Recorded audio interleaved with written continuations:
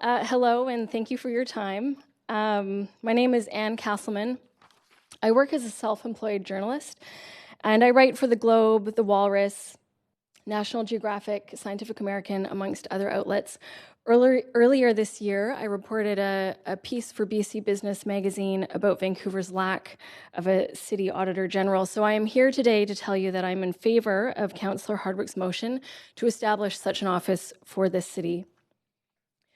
Over the years, I've had the good fortune, it's sort of a nerdy fortune, to report behind the scenes at our provincial and federal offices of Auditor Generals, and I can tell you the difference that legislative auditors can make for their jurisdictions.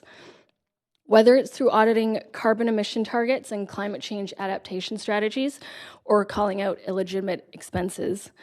Our housing crisis, the opioid epidemic, the climate crisis, childcare. As you know, above all, the demands on our city are so high right now. And to do its best work, the city must be able to marshal its resources in the most effective and efficient way possible. This is not news to you. Of course, this is where the value for money and financial audits of an independent auditor general come in. Plus, there's the bottom dollar.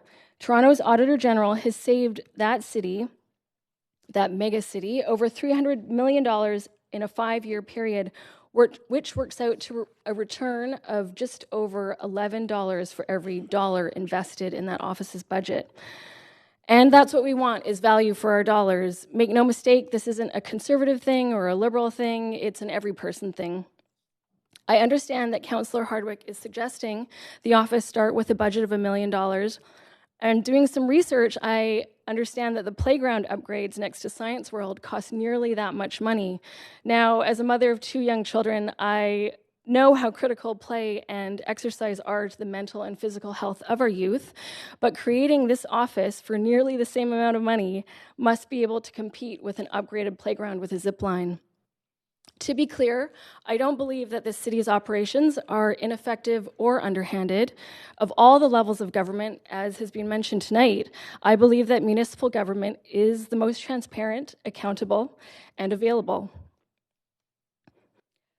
But there is always room for improvement, and I think all of you know it.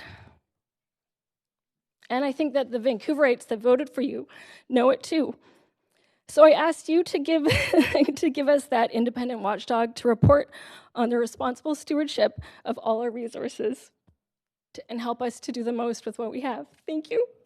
I don't know why I'm